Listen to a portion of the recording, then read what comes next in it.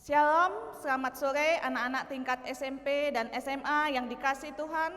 Sore hari ini kita akan menikmati kebaikan Tuhan di dalam ibadah yang dipercayakan Tuhan kepada kita. Marilah kita mempersiapkan hati, kita mau menyembah Tuhan, dan biarlah kita menikmati berkat firman Tuhan yang boleh menguatkan, menegur, menasehati, dan memberkati kita.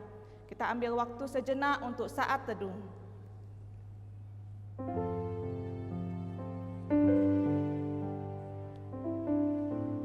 Firman Tuhan dalam Mazmur 150 ayat 1-2 mengatakan, Haleluya, pujilah Allah dalam tempat kudusnya, pujilah Dia dalam cakrawalanya yang kuat, pujilah Dia karena segala keperkasaannya, pujilah Dia sesuai dengan kebesarannya yang hebat. Pertolongan kepada kita adalah di dalam nama Allah yang menjadikan langit dan bumi. Turunlah kiranya atas kita sekalian anugerah dan sejahtera daripada Allah Bapa, daripada anaknya Yesus Kristus.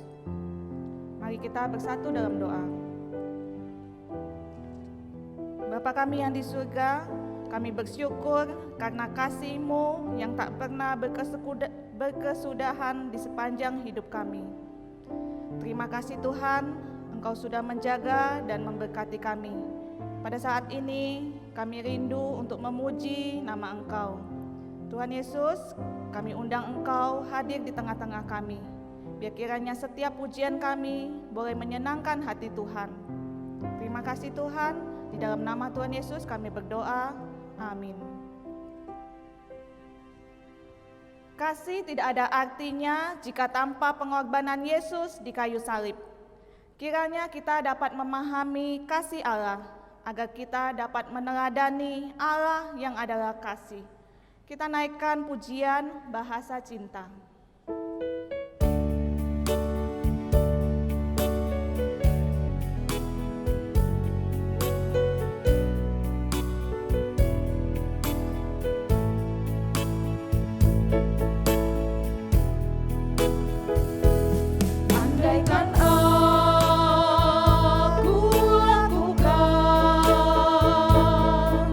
Yang luhur mulia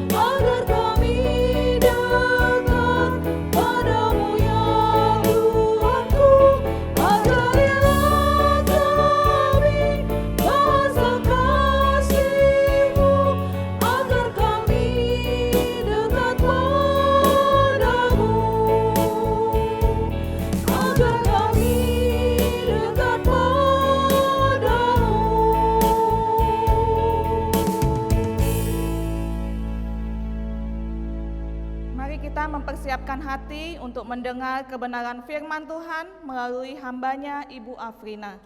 Kita naikkan pujian Ho Chu Ai, nyatakan kasihnya. Kita nyanyi dengan versi bahasa Mandarin dan bahasa Indonesia. Saudara-saudaraku yang kekasih, marilah kita saling mengasihi, sebab kasih itu berasal dari Allah. Dan setiap orang yang mengasihi lahir dari Allah dan mengenal Allah. Barang siapa tidak mengasihi, ia tidak mengenal Allah, sebab Allah adalah kasih.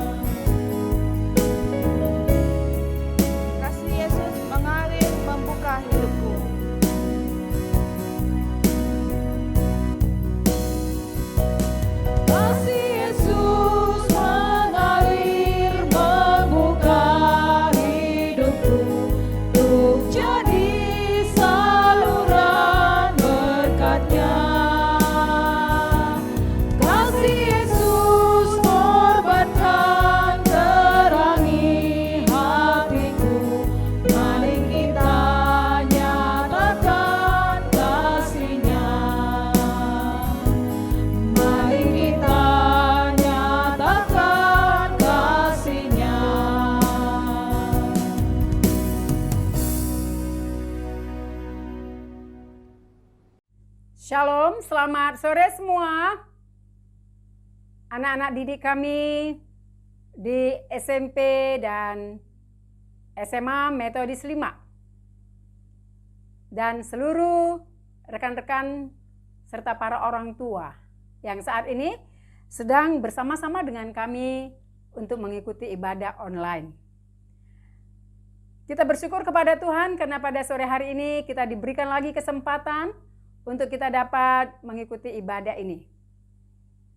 Nah, saudara-saudara yang dikasihi oleh Tuhan Yesus, pada saat ini kita akan mendengarkan firman Tuhan yang menjadi renungan bagi kita, yaitu dari Markus pasalnya yang ke-12, ayat 29 sampai ayatnya yang ke-31. Mengawali pemberitaan firman Tuhan ini, mari kita satukan hati kita berdoa. Kami sungguh bersyukur kepadamu ya Tuhan, untuk kasih setia Tuhan yang terus Engkau nyatakan di dalam kehidupan kami, yang kami sungguh merasakan secara nyata ya Tuhan. Berkat-berkat jasmani, berkat-berkat rohani hingga pada sore hari ini kembali lagi kami dapat bersama-sama menyatukan hati kami untuk beribadah. Kami telah memuji dan memuliakan nama Tuhan lewat puji-pujian kami. Saat ini firman Tuhan akan diperdengarkan. Kuasailah hati dan pikiran kami. Berbicaralah ya Allah kepada kami sekalian, karena kami telah siap untuk mendengarkannya. Hamba-Mu yang Kau percayakan untuk menyampaikannya, yang penuh dengan keterbatasan, biarlah Engkau yang menguasai hati dan pikiran hamba-Mu ini. Sehingga setiap hal yang disampaikan sungguh itu berasal dari hati Tuhan. Baik semua saudara yang mendengar, maupun juga hamba yang menyampaikan, kami semuanya boleh mendapatkan berkat yang daripada Tuhan. Di dalam nama Tuhan Yesus kami berdoa. Amin. Saudara-saudara yang dikasihi oleh Tuhan Yesus, mari kita membuka Alkitab kita dari Markus pasal yang ke-12. Markus pasal 12 ayatnya yang ke-29 sampai ayat yang ke-31. Mari kita membacanya secara bersama-sama. Jawab Yesus, hukum yang terutama ialah, dengarlah hai orang Israel, Tuhan Allah kita, Tuhan itu Esa. Kasihilah Tuhan Allahmu dengan segenap hatimu, dan dengan segenap jiwamu, dan dengan segenap akal budimu, dan dengan segenap kekuatanmu. Dan hukum yang kedua ialah, kasihilah sesamamu manusia seperti dirimu sendiri. Tidak ada hukum yang lain yang lebih utama daripada kedua hukum ini. Nah, saudara-saudara yang dikasihi Tuhan, pada sore hari ini saya memberikan satu tema tentang kasih, yaitu kasihku selamanya ada kepadamu dan kepadanya. Sekali lagi, kasihku selamanya ada kepadamu dan kepadanya. Nah, anak-anak didik kami sekalian, kita sungguh bersyukur dan bangga ya. Saya, Bu Afrina, saya bangga menjadi seorang pendidik di sekolah perguruan Kristen Metodis 5. Tentunya kamu juga semuanya pasti bangga ya, merasakan sesuatu yang berbeda dari yang lain. Karena di sekolah Metodis 5 ini kamu dididik dengan penuh kasih. Oleh karena itulah Metodis 5 bagi kita semuanya adalah the best choice, ya. Pilihan yang terbaik. Jadi bersyukurlah kamu, ini bukan karena kebetulan, tetapi Tuhan punya rencana yang indah bagi kamu. Kalau kamu boleh dididik di Metodis 5. Oleh karena itu, banggalah, tetaplah setia, terus belajar di Metodis 5, karena kamu akan terus dikasihi. Engkau akan dibimbing, dibina dengan penuh kasih cinta yang daripada Tuhan. Semua guru-guru mendidik kamu dengan penuh kasih yang daripada Tuhan. Saudara-saudara, pada sore hari ini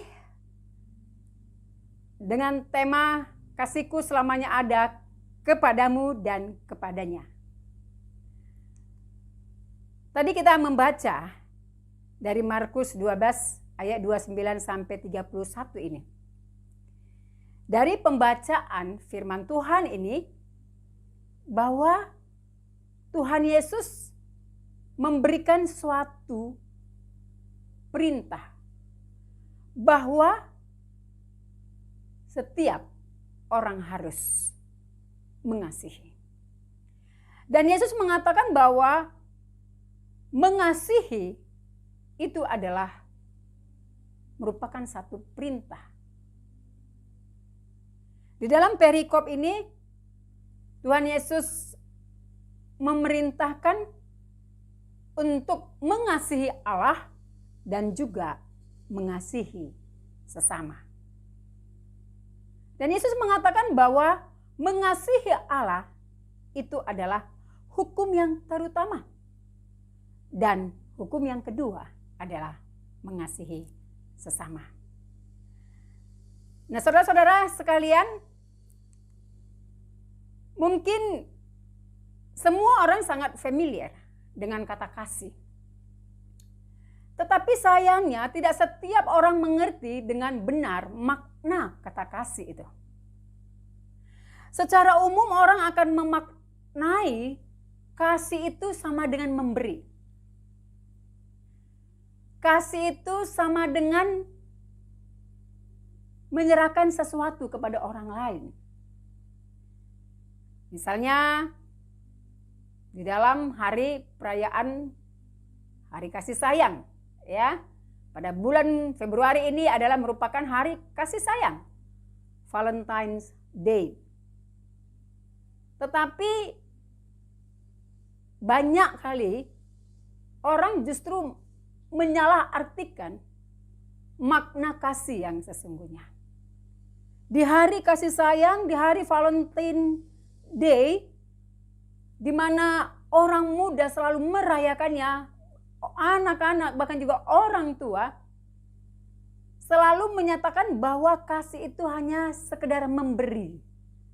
Memberi sebuah coklat misalnya, memberi sebuah kado yang mungil misalnya, atau memberi apalah yang bisa diberikan kepada orang yang dia mau berikan. Bahkan lebih disalahartikan lagi bahwa kasih itu adalah khususnya pada kaula muda, bahwa kasih itu difokuskan kepada kasih eros. Seorang siswa bertanya kepada saya, "Bu, apakah orang Kristen boleh ikut merayakan Valentine's Day?" Lalu saya jawab, kita lihat dulu. Dalam perayaan Valentine's Day itu, yang diusung apa? Apa kontennya? Nah, saudara-saudara yang kekasih di dalam nama Tuhan Yesus, banyak orang menyalahartikan kasih itu. Kasih sama dengan hanya sekedar memberi. Apakah makna kasih sesederhana itu? Menurut Kamus Besar Bahasa Indonesia dikatakan bahwa kasih adalah perasaan sayang, cinta, suka kepada, dan pengertian kedua adalah belas kasih.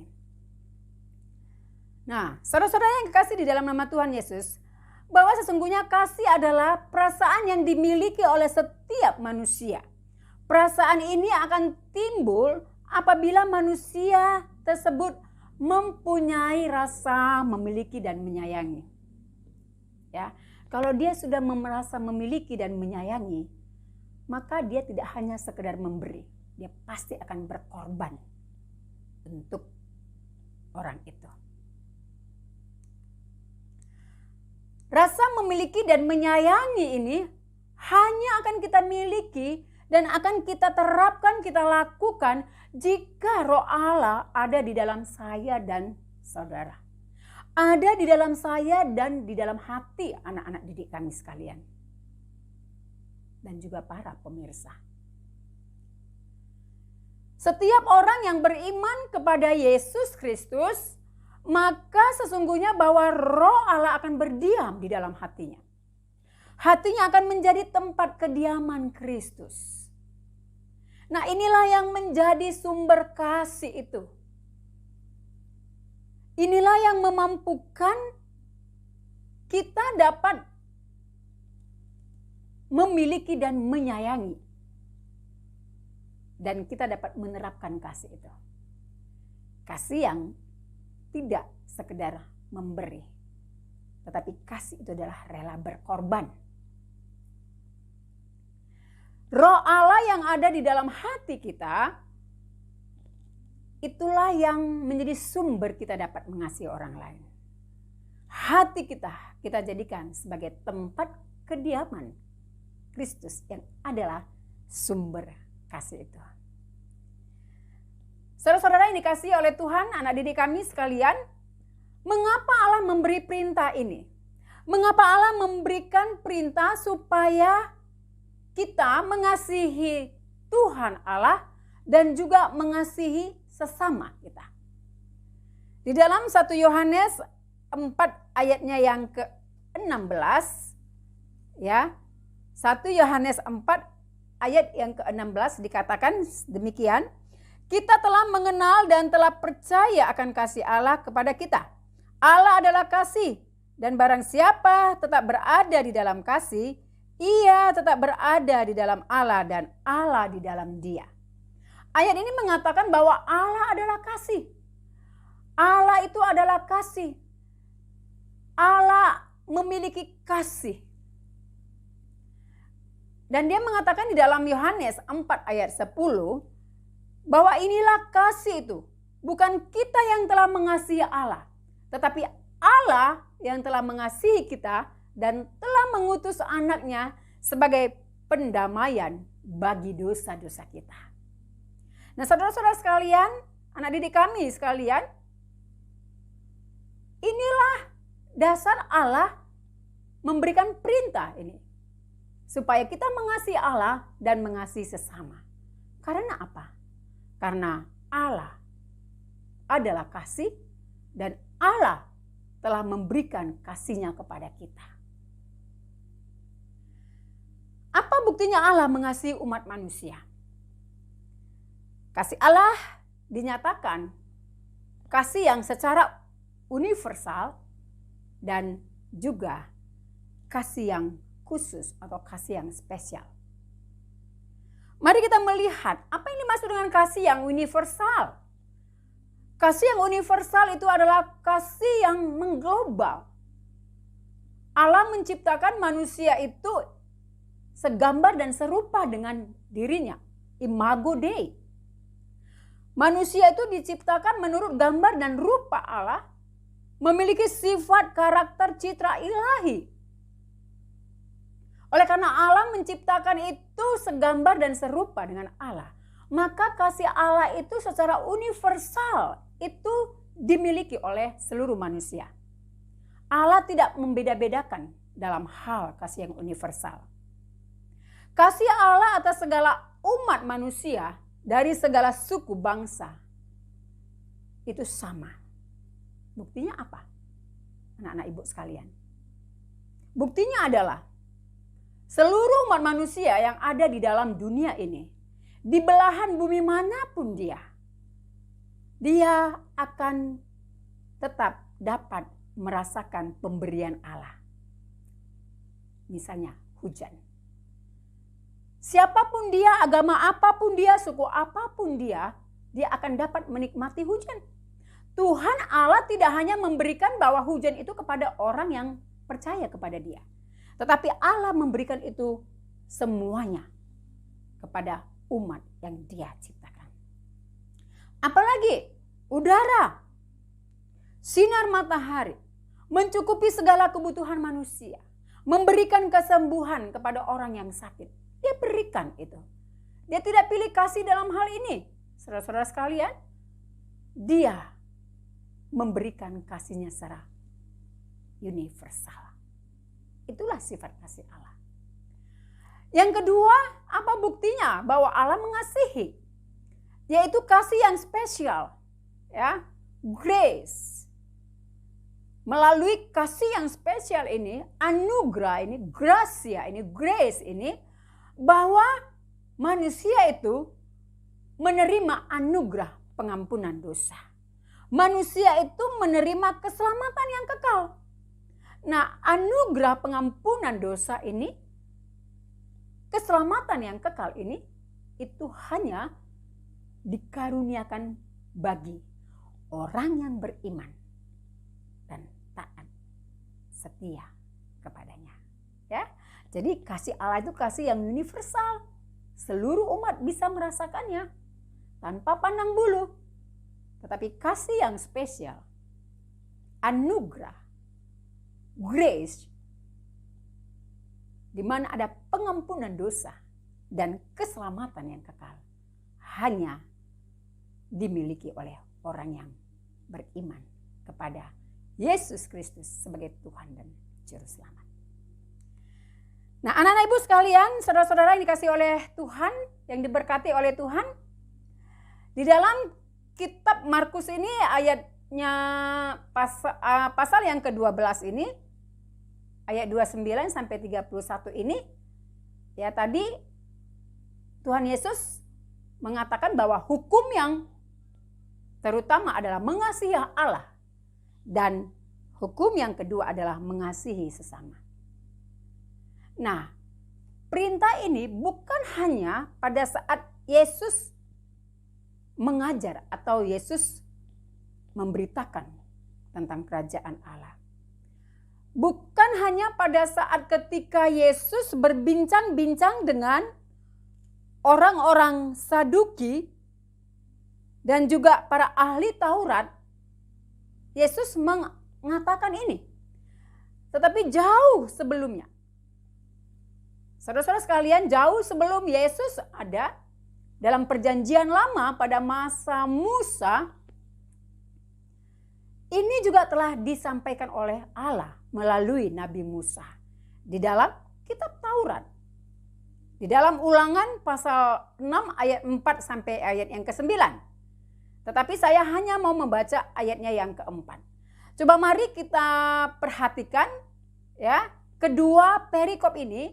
Markus pasal 12, 29 sampai 31 adalah dalam perjanjian baru. Ulangan pasal 6 ayat 4 sampai 9 itu ada di dalam kitab Taurat perjanjian lama yang dituliskan oleh Musa. Nah, mari kita melihat bahwa hukum yang terutama ini bukan saja Yesus yang menyampaikan, tetapi ternyata jauh sebelum Yesus ada, ini sudah disampaikan oleh Allah melalui Musa. Coba mari kita melihat Ulangan pasal 6 ayat yang keempat.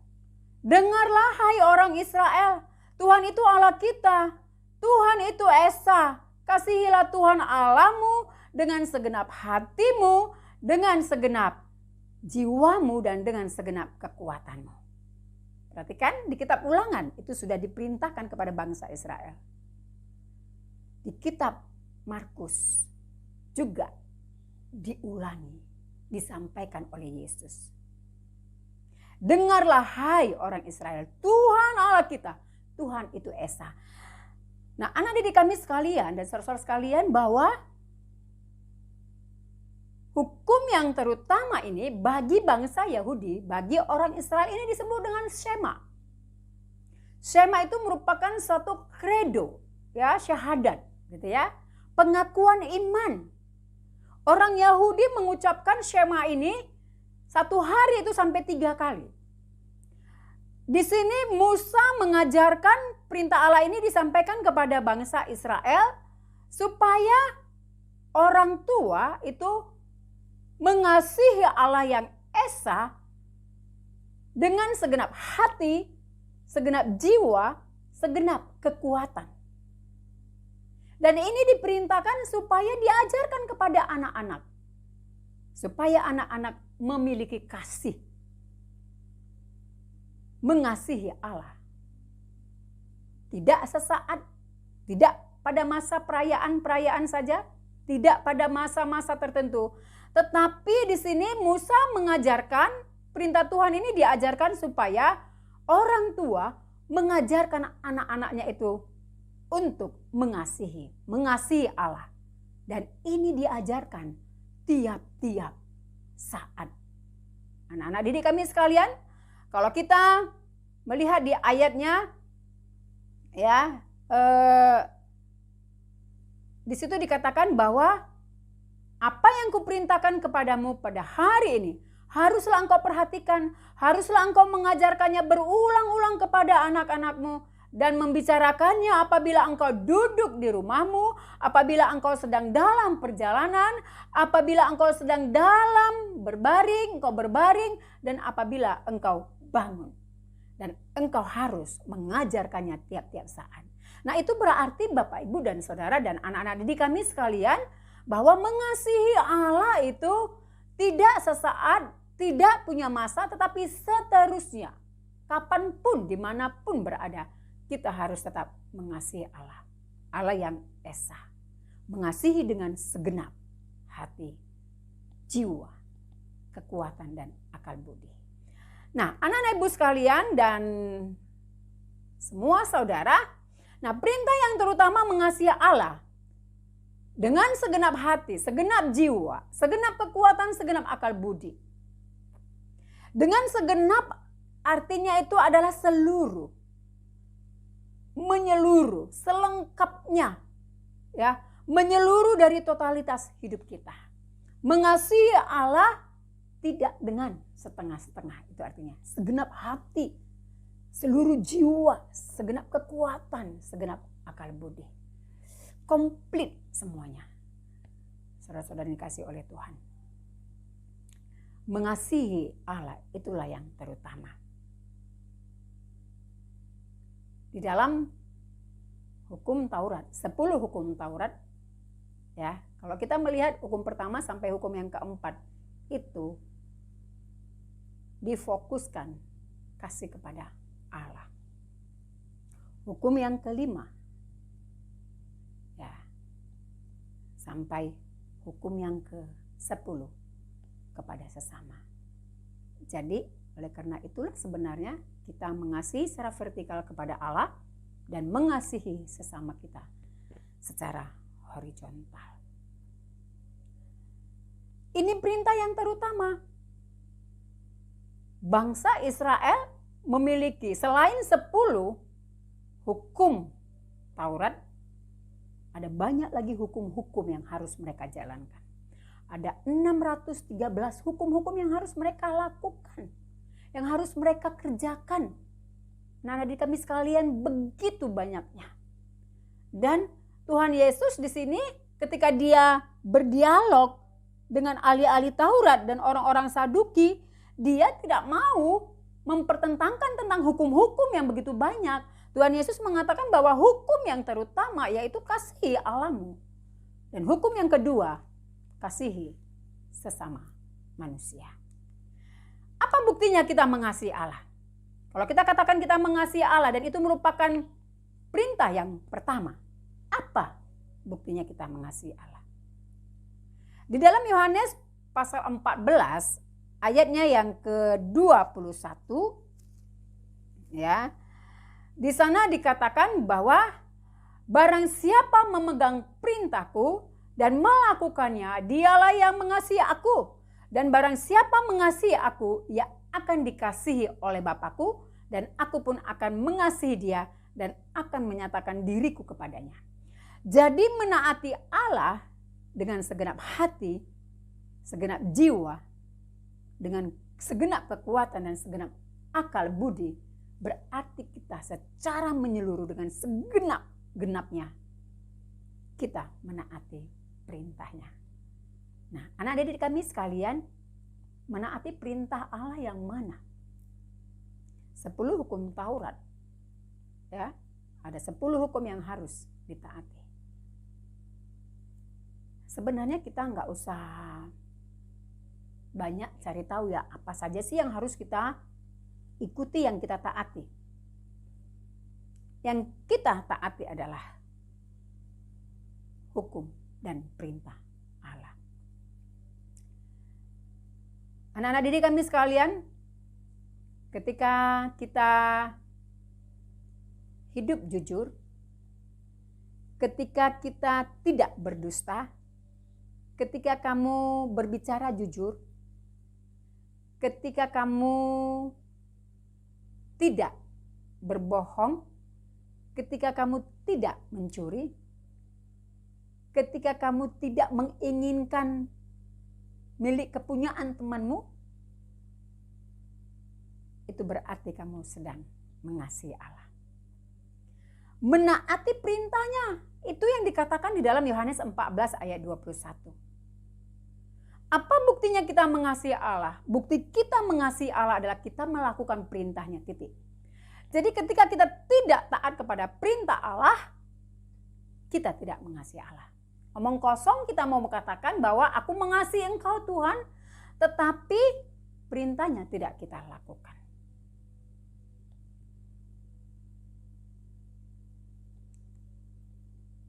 Perintah yang kedua, mengasihi sesama manusia.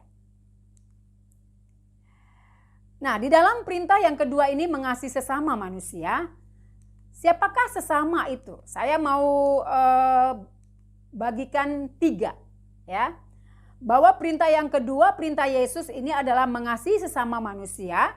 Saya mau buat itu dalam ketiga golongan. Pertama adalah kepada orang tua. Ya. Kepada orang tua. Keluaran 20 ayat 12 mengatakan, hormatilah ayahmu dan ibumu, supaya lanjut umurmu di tanah yang diberikan oleh Tuhan Allahmu kepadamu. Nah, tidak jauh-jauh. Sesama kita adalah orang yang ada di dalam rumah kita. Sesama kita adalah orang yang ada bersama-sama dengan kita dalam keluarga inti. Kepada orang tua, bagaimanakah kita? Sudahkah engkau mengasihi orang tuamu? Anak-anak sekarang begitu gampangnya ya melawan orang tua.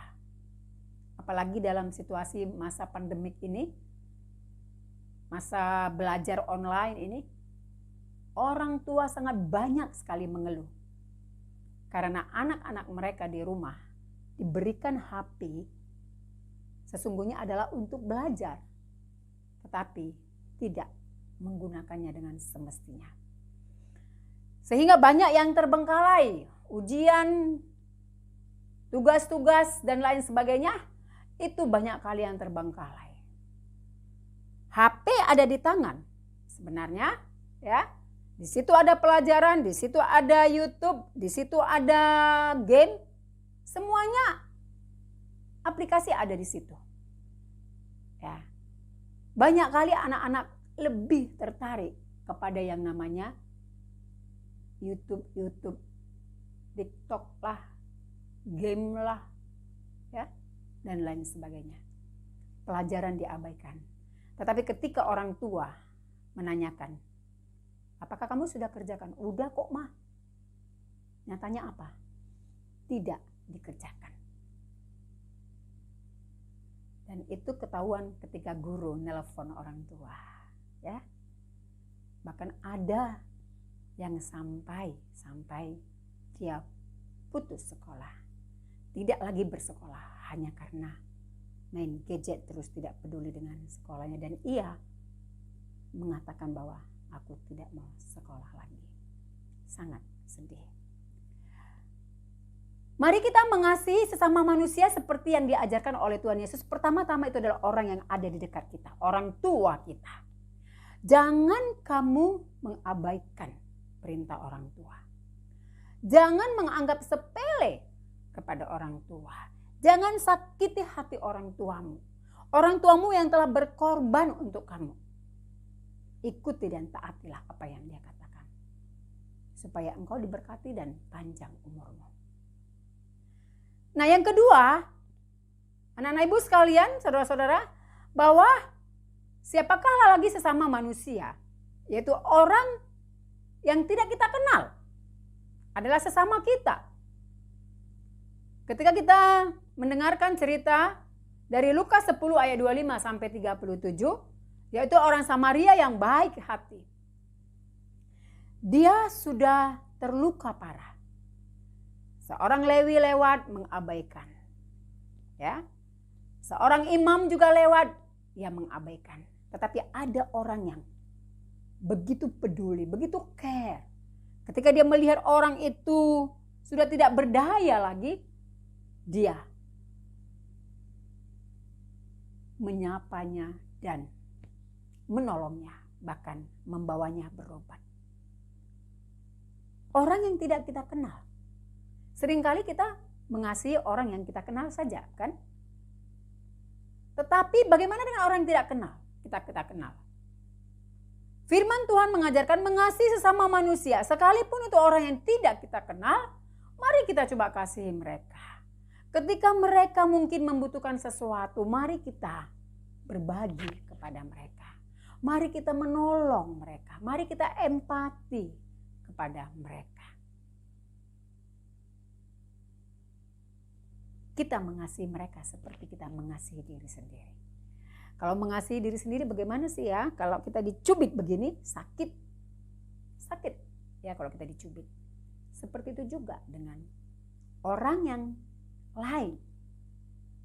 Ketika mereka butuh perhatian, ketika mereka butuh pertolongan, tetapi kita tidak menolong, itu berarti kita sedang menyakiti dia. Nah, orang Samaria yang baik hati, dia tidak melihat latar belakang siapa orang yang kena rampok itu. Dia tidak tahu bagaimana sifat dan karakter orang itu. Tetapi ketika dia melihat orang itu membutuhkan pertolongan, maka dia menolong dengan hati yang tulus. Ya, dia menolong, dia merasa, dia melihat bahwa dia yang tercover itu seperti dirinya sendiri. Maka dia menolong. Siapakah lagi sesama kita manusia? Yang Yesus maksudkan adalah musuh kita. Bagaimana kita bisa menerima musuh kita? Bagaimana kita bisa menerima mengampuni musuh kita? Kita bisa menerima orang sahabat kita gampang. Tetapi ketika kita berhadapan dengan orang yang bermasalah dengan kita, ketika kita berhadapan dengan orang yang bersoal sama kita, seringkali kita mengabaikan. Seringkali kita berbalik. Kita tidak peduli dengan orang itu. Bahkan mungkin kalau terjadi apa-apa dengan orang itu, kita mensyukuri. Firman Tuhan mengajarkan kasihilah sesamamu. Musuh kita harus kita kasihi. Bukankah itu juga yang diajarkan oleh Tuhan Yesus? Kasihilah musuhmu. Ya. Nah, anak-anak ibu sekalian, saudara-saudara sekalian, Yesus juga mengajarkan kita mengampuni 70 kali 7 kali. Dalam Matius 22 ayat 21 sampai 22 dikatakan, seberapa banyakkah kita mengampuni? Ketika Petrus bertanya kepada Yesus, berapa kalikah kami harus mengampuni? Yesus mengatakan 70 kali 7 kali. Apa artinya? Mengampuni tidak terhingga. Tapi sebaliknya, ketika orang berbuat salah, kita langsung tersinggung. Minta maaf, tidak mau memaafkan. Berbulan, bertahun-tahun, terus di dalam masalah. Tidak mau berdamai. Anak-anak ibu sekalian, mungkin kamu sering bertikai dengan saudara, dengan adik, atau dengan teman-teman. Berikanlah pengampunan kepada mereka. Itu adalah bukti kita mengasihi sesama kita. Perintah yang kedua ini, kita mengasihi sesama kita. Kita mengasihi secara horizontal. Mengasihi orang tua kita. Mengasihi orang yang tidak kita kenal. Dan juga mengasihi musuh kita. Agak sulit memang untuk memberikan pengampunan kepada orang, apalagi kalau dia sudah bersalah sekali. Bahkan banyak orang yang berlarut-larut sampai berkarat tidak mau mengampuni.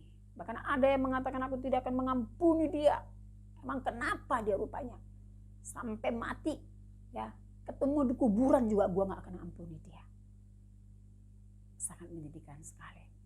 Padahal Tuhan Yesus mengatakan kasihilah sesamamu, karena itu adalah hukum yang kedua dari seluruh hukum yang ada.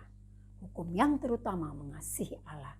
Hukum yang kedua mengasihi sesama kita seperti kita mengasihi.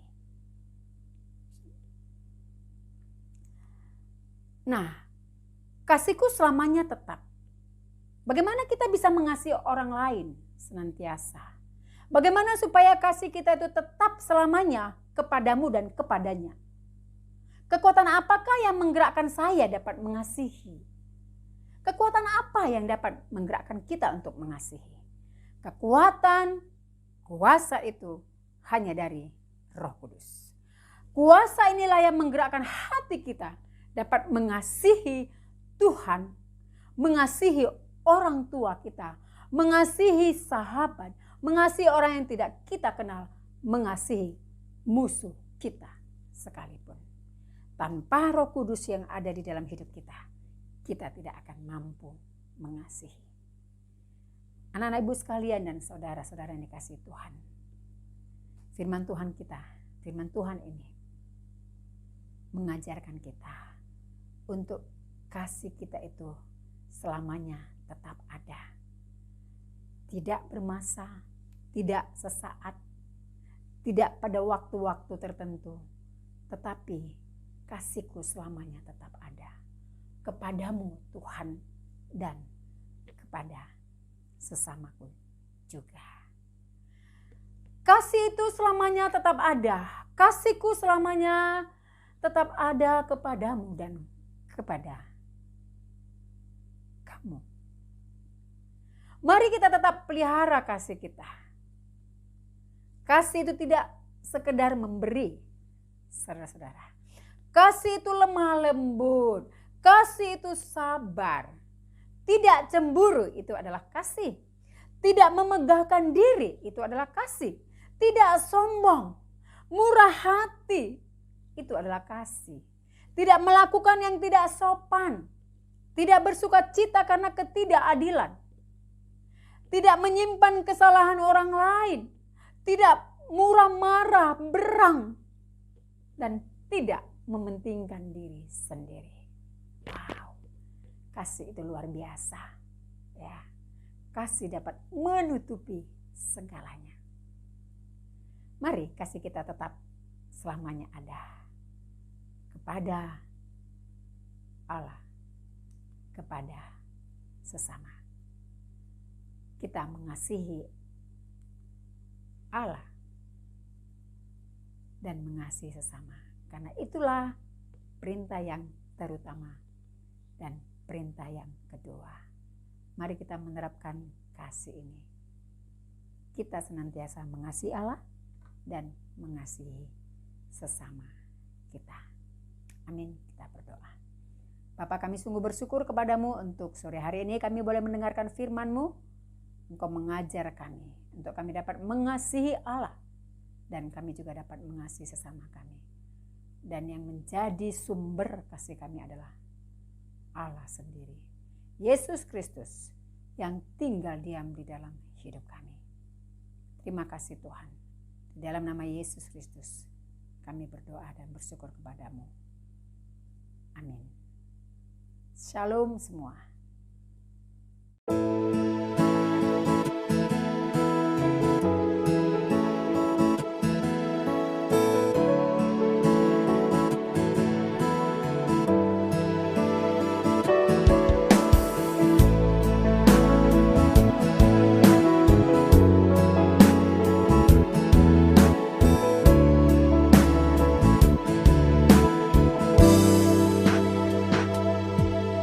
Oleh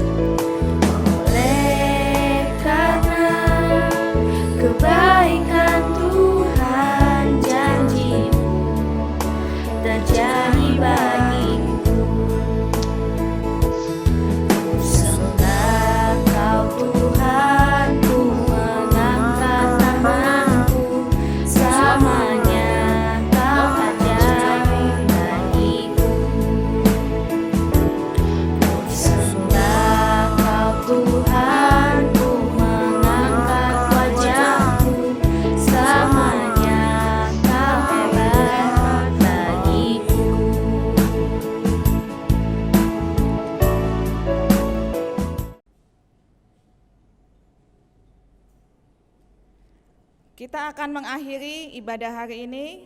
Mari kita bangkit berdiri, kita bersama-sama mengucapkan doa seperti yang diajarkan Tuhan Yesus, doa Bapa kami. Bapa kami yang di surga, dikuduskanlah nama-Mu, datanglah kerajaan-Mu, jadilah kehendak-Mu di bumi seperti di surga. Berilah kami pada hari ini makanan kami yang secukupnya, dan ampunilah kami akan kesalahan kami, seperti kami juga mengampuni orang yang bersalah kepada kami. Dan janganlah membawa kami ke dalam pencobaan, tetapi lepaskanlah kami daripada yang jahat.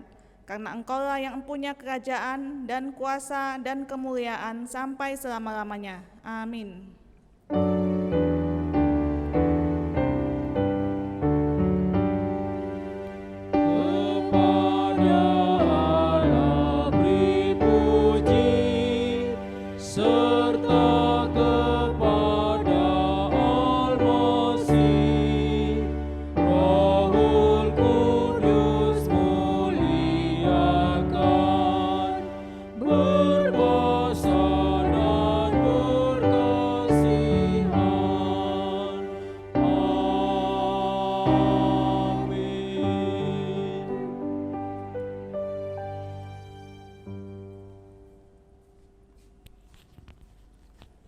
Anak didik, mari kita terima berkat dari Tuhan.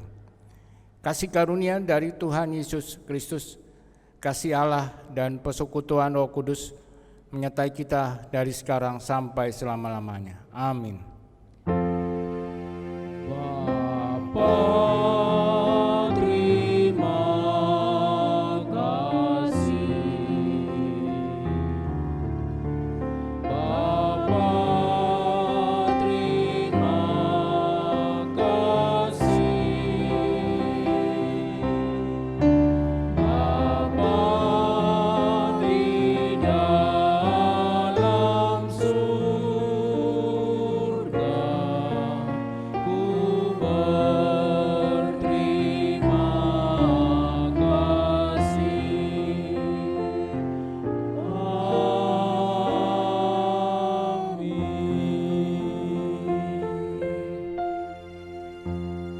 Silakan duduk. Tuhan memberkati, ibadah selesai. Amin.